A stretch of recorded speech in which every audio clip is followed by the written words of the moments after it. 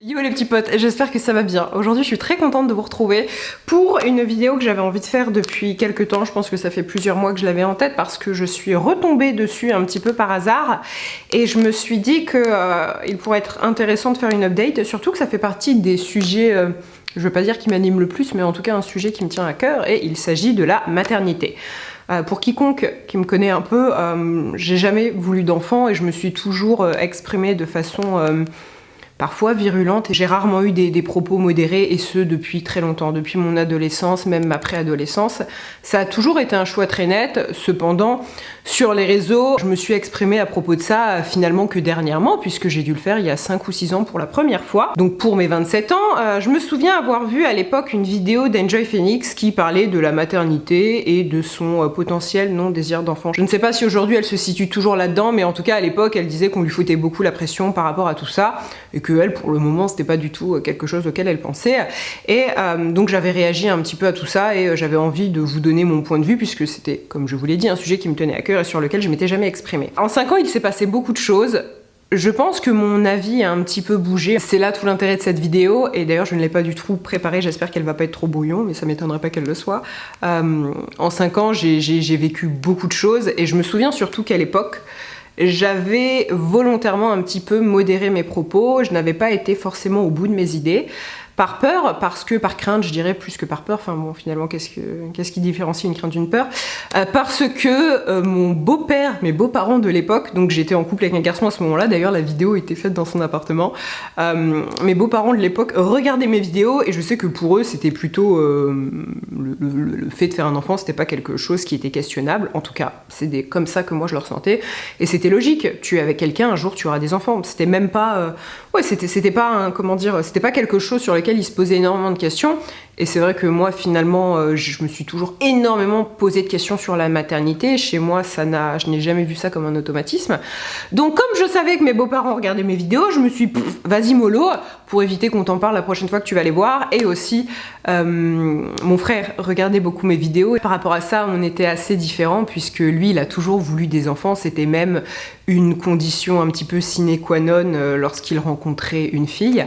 Et c'est vrai que moi, ça n'a jamais fait partie de mon, comment dire, des questions que je me pose quand je rencontre quelqu'un, et justement c'est quelque chose qui me perturbait. On avait beaucoup de différences, il était plus âgé que moi, et quand moi j'étais ado et que je le voyais rencontrer des filles, c'était une question qui pour lui venait assez vite dans la conversation, et moi en fait je ne pouvais m'empêcher de faire un parallèle avec moi en me disant mais attends, quand j'aurai 30 ans finalement, est-ce que si à 30 ans je suis célibataire et que je rencontre un mec, est-ce que la réponse que je vais donner à cette question, est-ce qu'elle sera si importante que ça? Parce que pour lui, c'était, je ne vais pas parler en son nom, mais pour lui, c'était vraiment quelque chose de très important. Et s'il rencontrait une fille qui ne voulait pas d'enfant, je pense que d'ores et déjà, pour lui, ça n'allait pas aller plus loin. Bref, mon frère aujourd'hui n'est plus. Ça me fait beaucoup mal au cœur, parce que après cette vidéo, du coup, il y a 5 ans, il m'avait écrit, il m'avait rassuré en me disant que, voilà, enfin, j'exprimais certains points dans cette vidéo, et il avait été super rassurant et super compréhensif, et pour ça c'était top. Bref, tout ça pour dire, aujourd'hui je me sens beaucoup plus libre de mes mots, donc après cette intro d'à peu près 8 minutes 42, on va pouvoir commencer. Donc, qu'est-ce qui a changé en 5 ans, entre mes 27 et mes 32 ans?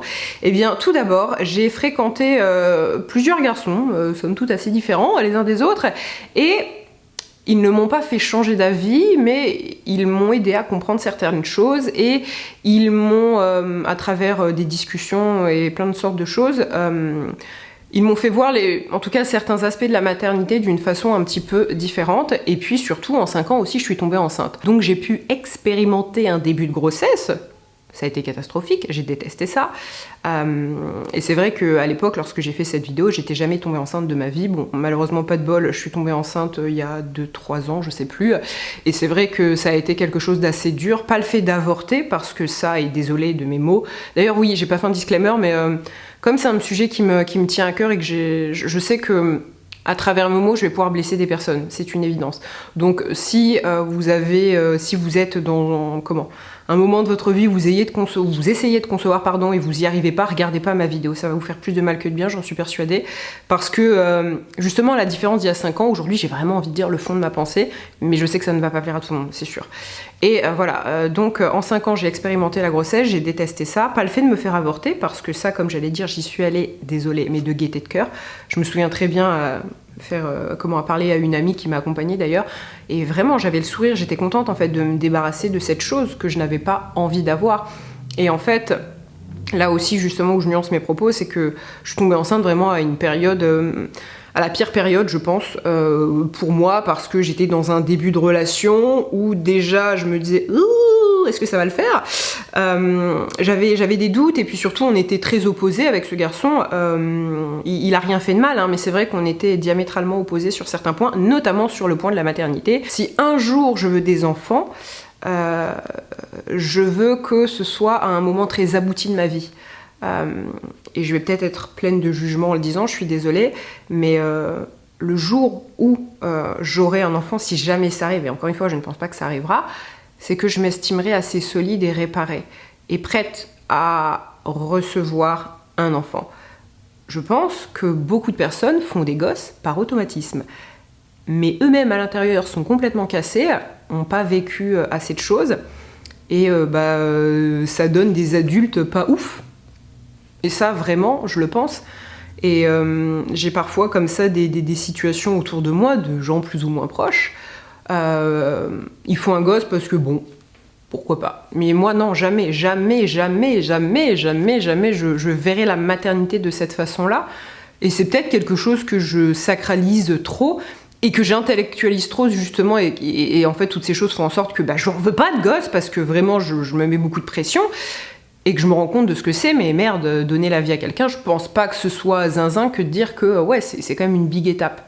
Et je pense que beaucoup ne voient pas les choses comme ça, très bien, hein, chacun voit midi à sa porte. Je pense qu'en étant un adulte tout à fait, stable et émotionnellement mature, tout ce que vous voulez, c'est déjà extrêmement compliqué le rôle de parent. Je pense que c'est le métier, si tant est que ce soit un métier, le plus difficile du monde. Parce que un parent, même avec les meilleures intentions de la planète, il est capable de vous flinguer un gosse. Et donc je me dis, si en plus toi de base tu fais un enfant, mais déjà t'es pas trop, qu'est-ce que ça va donner, mon Dieu, quelle horreur. Et voilà, de ce fait-là, tout ça pour dire, je suis tombée enceinte à un moment où vraiment je ne m'imaginais pas une seule seconde enceinte. Non pas qu'à d'autres moments de ma vie, je me sois dit « Ok, c'est cool, là, si je tombe enceinte », non, ça ne m'est jamais arrivé, mais à d'autres moments de ma vie, avec certaines personnes, je me disais pas que ça allait être la meilleure chose qui allait m'arriver, pas que c'est quelque chose que je me souhaitais, mais j'aurais été moins catastrophée. On va essayer de dire ça comme ça. Et c'est vrai que voilà, après, il a été très présent pour l'avortement. Enfin, il n'y a aucun souci de ce côté-là, c'est pas... Il a rien fait de mal, hein, vraiment, encore une fois, mais c'est moi par rapport à moi-même, et par rapport au contexte, vraiment je ne pouvais pas. Et voilà, l'avortement, je vous en ai fait une vidéo, mais je l'ai pas mal vécu, j'ai pas eu de douleur, j'ai eu beaucoup de chance, je pense, mais c'est vraiment le fait d'être enceinte. Parce que aussi, justement, j'en reviens à un autre point, si un jour je me dis ok, je veux être mère, je pense que c'est une personne qui me donnera l'envie. C'est pas quelque chose qui chez moi est inné. Jamais je me suis dit j'aimerais être mère. Aussi loin que je me souvienne, je ne me suis jamais dit ça. En revanche, je pense qu'au fur et à mesure des rencontres de notre vie, peut-être qu'une personne peut vous faire changer d'avis. Je dis pas que c'est obligé, mais je pense que ça peut arriver. Faut jamais dire Fontaine, je ne boirai pas de ton eau, ça c'est vraiment mon proverbe préféré, parce qu'on ne sait jamais, c'est une réalité. J'ai réécouté la vidéo et j'ai noté quelques points qui me semblaient importants dans le pourquoi je ne veux pas d'enfant, et je pense que beaucoup vont pouvoir se reconnaître. Premièrement, comme je l'ai dit, extrêmement simplement, je n'en ai jamais eu envie. Ça a jamais été quelque chose pour moi, une option. Ensuite, et là c'est un point que j'avais pas évoqué et qui est pas cool, mais c'est que la femme enceinte en tant que telle, personnellement, me dégoûte. Je suis gênée. J'ai peu connu de femmes enceintes autour de moi, et c'est d'ailleurs quelque chose qui me stresse parce que j'arrive à un âge où les copines commencent à tomber enceintes. Après, je sais pas si c'est fait exprès ou pas, mais je suis entourée de beaucoup d'amis qui ne veulent pas d'enfants comme moi. Et c'est vrai que des amis proches qui ont déjà eu un bébé, j'en ai pas. Pourtant, à 32 piges, je peux vous assurer que dans beaucoup de milieux, c'est déjà grave le cas. Moi, ce n'est pas le mien. Mais c'est vrai que la femme enceinte, et là, j'ai une amie qui, je pense, sera enceinte, un de ces quatre. Je pense qu'elle, elle fera exception. Et je lui dis, et je lui dis en toute sincérité, parce que voilà, vraiment, ça vient du cœur. Mais je sais que globalement, la femme enceinte me met mal à l'aise. Je sais ce qui me met mal à l'aise. Il y a un truc qui me gêne. Et donc, je n'ai pas envie d'être enceinte. Vous voyez, si parfois je m'imagine mère, c'est vraiment l'étape de la grossesse, c'est quelque chose auquel je ne veux pas penser. Vraiment, c'est, je pense, un des points qui me dérange le plus. En plus du rapport au corps. Parce que, bien évidemment, vous faites un enfant, votre corps change. Vous ne le maîtrisez plus, si tant est qu'on le maîtrise, mais vous ne le maîtrisez plus pendant 9 mois. Il y a quand même quelque chose qui vit en vous, qui bouge. Moi, c'est des choses comme ça qui ne m'attirent pas. Alors, certaines femmes disent que c'est magnifique d'être enceinte, peut-être. Je pense que ça dépend de chacune. Mais ouais, moi, en tout cas, comme ça, c'est pas quelque chose qui me vend du rêve. La perte de liberté aussi. Ça, je pense que c'est propre à beaucoup de gens, mais bah oui, vous faites un enfant, plus rien ne sera jamais pareil. Et d'un côté, j'ai envie de dire heureusement, parce que si vous avez un gosse et que vous continuez de faire votre vie comme si vous étiez célibataire ou alors en couple, on va dire, et que vous profitez, vous continuez de profiter allègrement. Non, je pense pas que vous... Alors, c'est encore une fois, moi je parle de tout ça sans expérience, j'ai pas de gosse. Mais je pense que c'est pas le bon chemin à prendre. Forcément, avoir des enfants modifie notre style de vie, forcément. Et moi, ça, c'est pas quelque chose...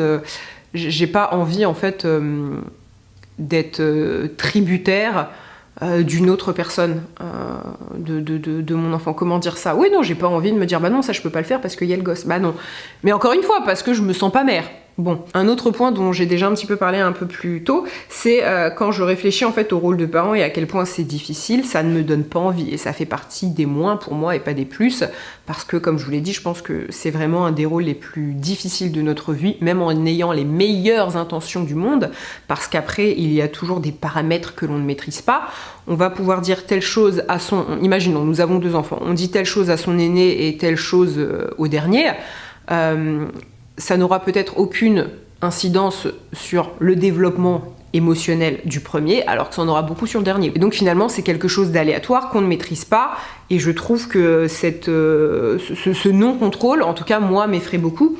Et je pense que j'aurais peur d'être une mère qui, bouffée par ses angoisses et ces peurs laissent aucune liberté à l'enfant, parce que j'aurais peur pour lui chaque instant. Un autre point que j'avais noté, c'est que souvent on fait face à des réflexions de personnes autour de nous qui nous disent « tu verras, tu changeras d'avis » ou « tu verras, tu ne penseras plus pareil quand tu auras rencontré la bonne personne, tu passes à côté de choses fantastiques » et ça, j'en suis intimement convaincue.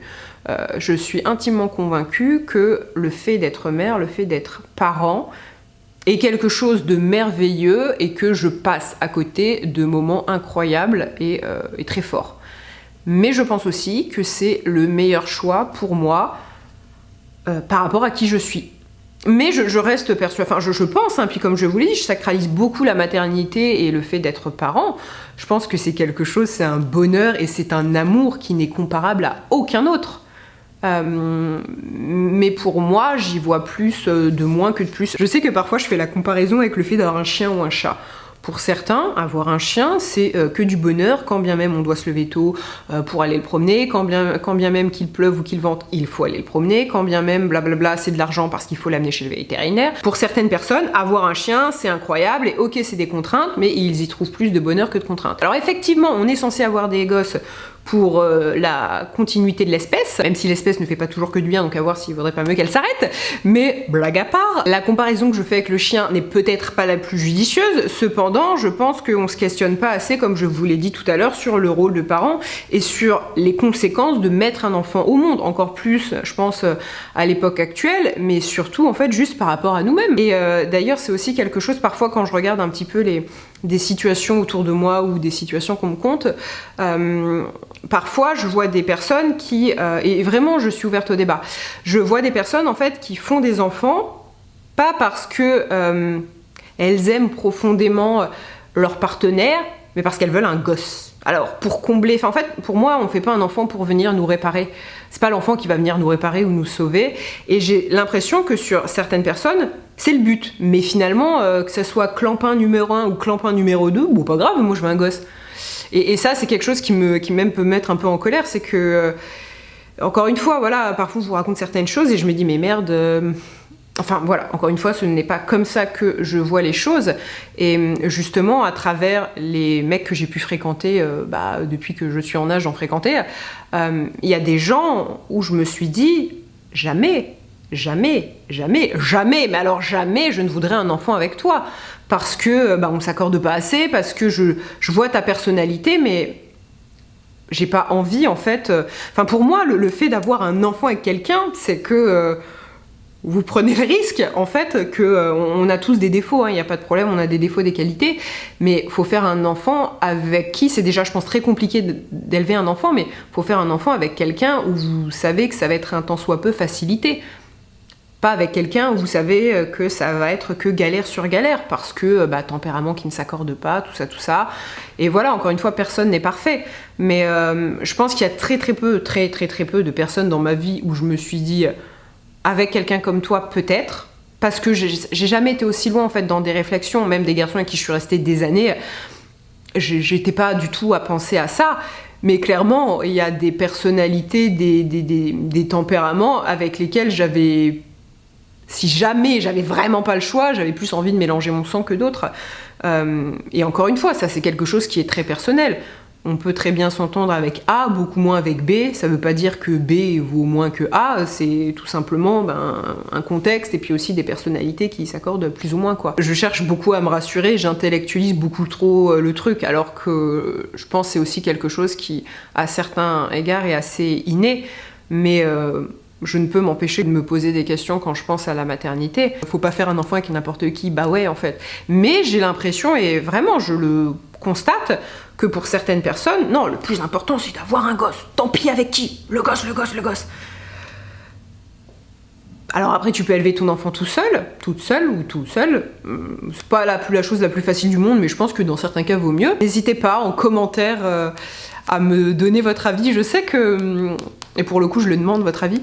Je sais que quand j'avais fait ma vidéo il y a 5 ans, beaucoup de personnes m'ont dit « Ah, mais tu changeras d'avis, ta. » Et je vois que de 27 à 32, non, globalement, j'ai pas changé d'avis. Je suis peut-être pas aussi fermée qu'à mes 17, mais je continue de penser que, voilà, si j'ai pas d'enfant, en tout cas, c'est pas un drame. Et je suis rassurée d'être comme ça parce que, justement, quand je vois des amis qui ont à peu près mon âge et qui, parfois, se retrouvent célibataires et qui sont extrêmement angoissées parce qu'elles se disent, et c'est vrai que nous, les femmes, on a quand même un désavantage vis-à-vis de notre horloge biologique, on peut pas concevoir jusqu'à la fin de nos jours, elles se mettent énormément de pression par rapport à ça, c'est énormément de souffrance. Et c'est vrai que moi c'est un truc pour le coup, ça me passe au-dessus. C'est pas un point qui va m'empêcher de dormir vu que c'est pas quelque chose que je recherche. Ça serait plus peut-être même l'inverse d'être enceinte là par exemple qui m'empêcherait de dormir. À côté de ça d'ailleurs un parallèle que j'ai pas fait mais c'est les dénis de grossesse. C'est quelque chose qui m'a toujours terrorisée.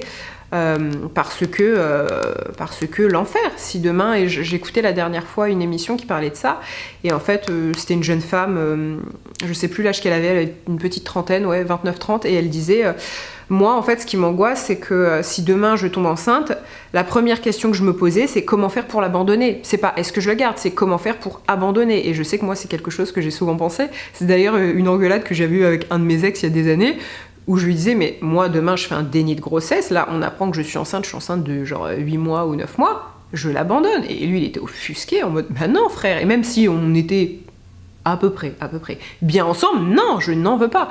Tant pis, ou tu le gardes, mais tu vas loin de moi. Je ne veux pas. Et c'est vrai que c'est des paroles qui sont très dures, et quand elle parlait de tout ça, bon, les autres personnes autour d'elle, là, dans cette émission, étaient un peu « Ah bon, ah oui », et elle avait fini par se faire stériliser. Moi, je sais que la stérilisation, c'est quelque chose auquel j'ai déjà pensé, mais, encore une fois, il ne faut jamais dire « Fontaine, je ne boirai pas de ton eau », donc je me dis « Bon, j'ai la chance de pouvoir procréer », je pense pas être la personne la plus fertile du monde. Aujourd'hui, il existe quand même pas mal de moyens pour éviter de tomber enceinte, alors je me dis « Bon », finalement, non. Et je sais qu'à côté de ça, comme justement j'ai peur du déni de grossesse, même si visiblement lorsqu'on a peur du déni de grossesse, on ne peut pas en faire un, je sais que tous les mois je fais quand même des tests de grossesse pour être certaine que et non, j'en suis pas à un stade où je vais me faire stériliser. J'y ai pensé, fut un temps. Ça m'a traversé l'esprit en fait après ma grossesse, justement, après mon avortement. Je me suis dit ok, je vais réfléchir. Et puis avec le temps ça m'est passé et voilà, peut-être, je sais pas si c'est quelque chose que je ferai un jour. J'ai pas de souffrance particulière liée à mes règles ou liée à mon cycle hormonal, donc je peux m'éviter une hystérectomie. Enfin, je vous dis ça parce que je suis une fille qui justement s'est fait une hystérectomie, en gros une ablation de l'utérus, parce qu'elle avait des douleurs énormes et qu'elle avait de l'endométriose. Moi, ce n'est pas mon cas. Donc voilà, pour l'instant, je vis très bien avec mon cycle et ses ovulations. Je ne sais pas si un jour je passerai cette étape-là, mais c'est vrai que c'est quelque chose auquel j'ai déjà pensé. Et d'ailleurs, à Nancy, pour ceux que ça intéresse, il y a un médecin qui est très ouvert sur le sujet, qui est hyper intéressant, qui est vraiment un médecin génial. Si jamais vous voulez le contact, n'hésitez pas à m'écrire sur Instagram. Je le mettrai pas dans les commentaires, mais par Instagram, si jamais vous voulez, dites-moi. Bref, sur ces très bonnes paroles, n'hésitez pas à me donner un peu votre ressenti. J'allais dire avec bienveillance. Est-ce que moi, je l'ai été dans cette vidéo? J'espère, mais... Encore une fois, je sais que c'est un sujet qui me tient à cœur et surtout là, la différence de la fois précédente, j'ai pas essayé de me modérer. Donc voilà, j'espère en tout cas que j'aurai... que voilà, personne ne va ressortir, je ne pense pas, hein, j'ai pas cette prétention, mais meurtri de cette vidéo, c'est pas le but. En tout cas, j'espère que mon point de vue est entendable, mais de toute façon, c'est certain, il l'est. Moi, je vous embrasse, je vous dis à très bientôt, et puis bye!